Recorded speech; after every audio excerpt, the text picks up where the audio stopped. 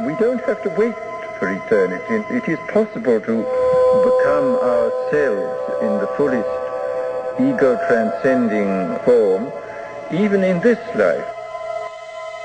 What I may call the messages of Brave New World, that it is possible to make people contented with their servitude. I think this can be done.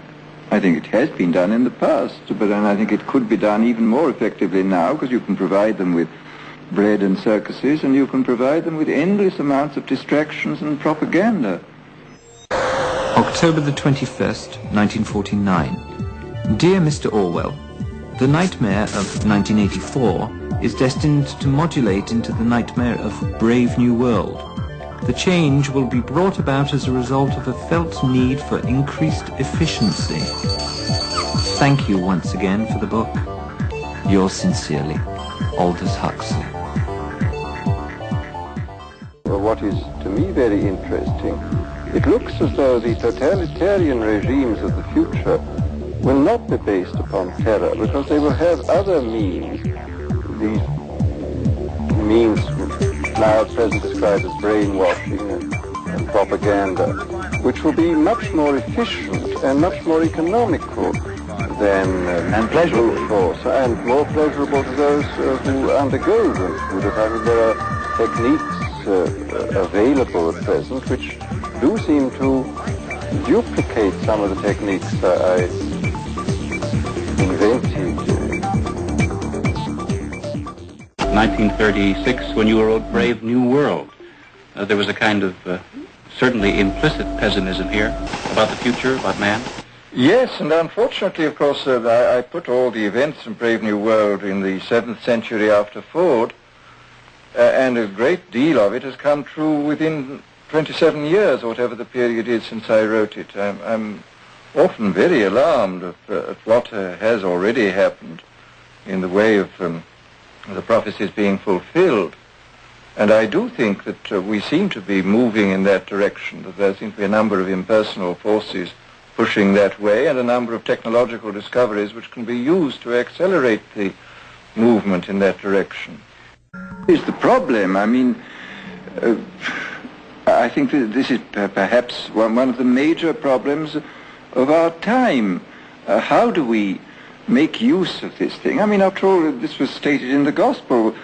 Man, the Sabbath was made for man, and not man for the Sabbath. And in the same way, technology was made for man, and not man for technology. But unfortunately, the development of recent social and scientific history has created a world in which man seems to be made for technology rather than the other way around. The word freedom perhaps is too vague a term in this sort of context. I think what we have to ask is what sort of a social pattern and what sort of a political regime is best calculated to help the individuals within the society to realize the maximum extent of their desirable potentialities. I mean, it's quite obvious that most of us are functioning at about 10% of capacity, and that wouldn't it be nice if we could function at 20%?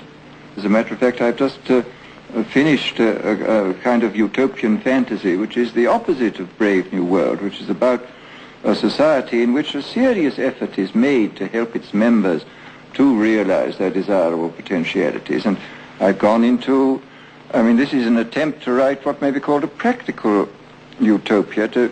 Nothing is easier, of course, than to enunciate ideals and to say, well, wouldn't it be nice if everybody were good and kind and loving, etc., etc. Of course it would be very nice, but the point is, how do you implement these ideals? How do you fulfill your good social and psychological intentions?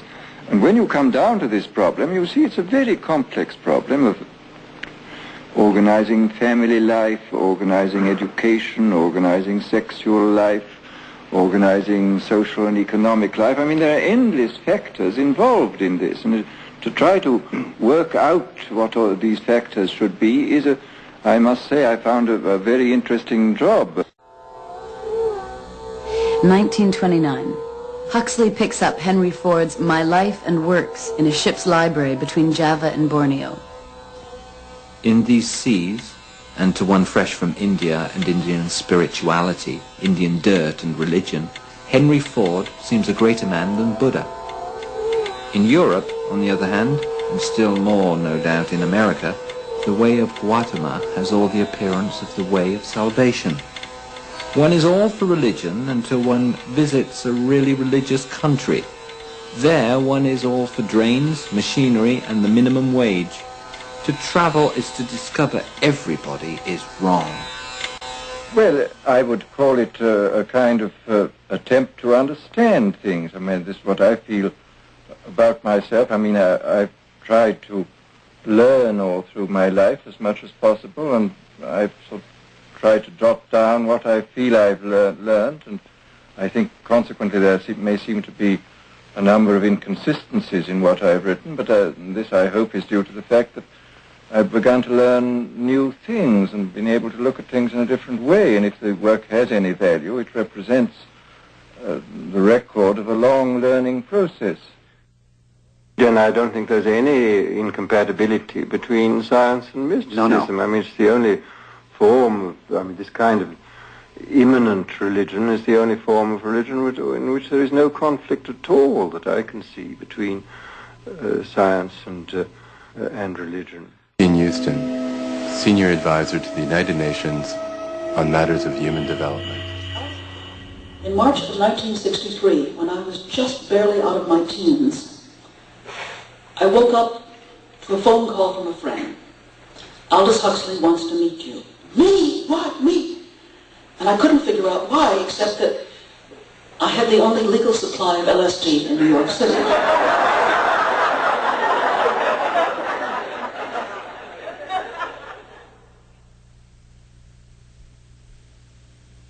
We have to explore the inner world as well as the outer world. I mean, it's quite clear that if we remain fixed as behaviorists solely on the outer world, we miss half the essence of life.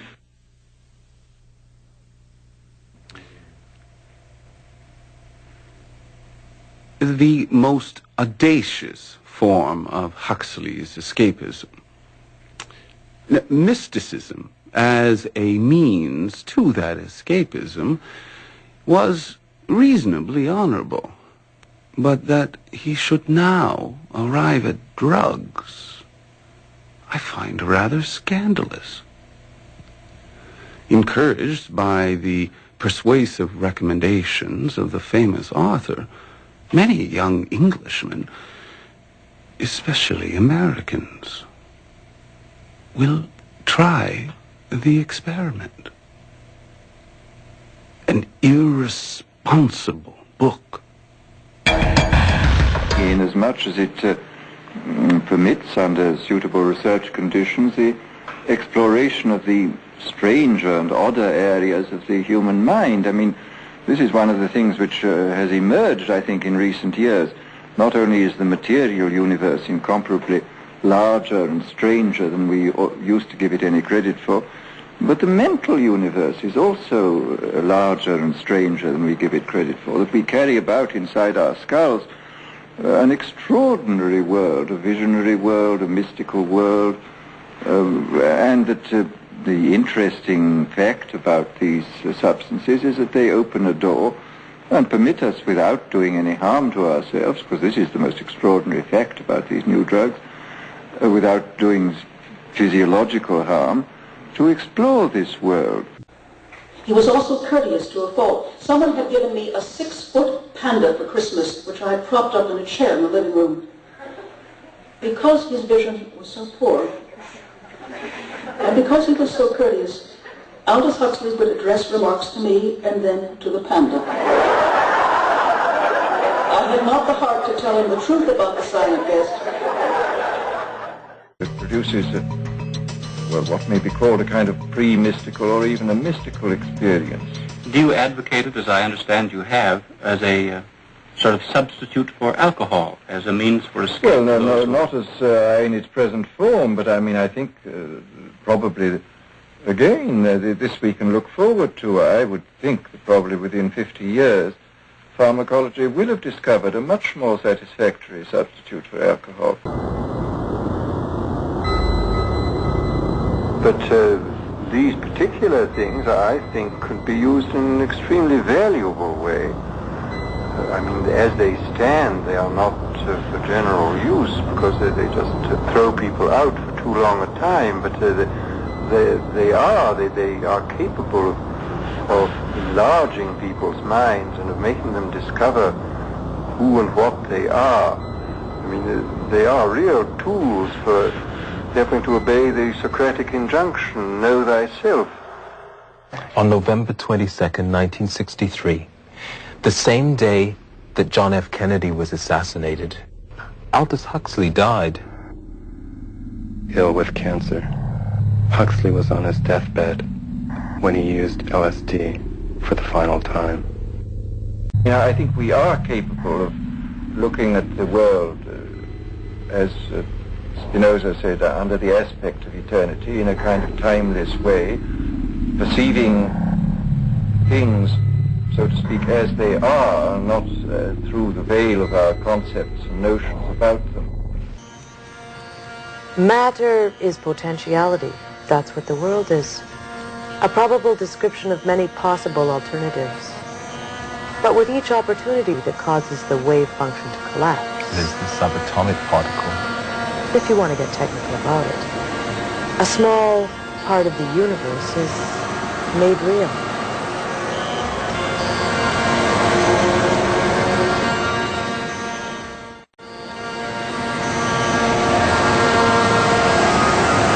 So I conclude with a poem by a compatriot of his, who I think spoke to Aldous when he wrote the words. This is Christopher Fry. The human heart can go to the lengths of God. If you don't like God, substitute emerging evolutionary process. The human heart can go to the lengths of God. Dark and cold we may be, but this is no winter now. The frozen misery of centuries cracks, breaks, begins to move. The thunder is the thunder of the flood, the flow, the upstart spring. Thank God, our time is now. The enterprise is exploration into God. What are you making for? It takes so many thousand years to wake. But when you wake, for pity's sake, Aldous Huxley woke up. We must do the same. Thank you.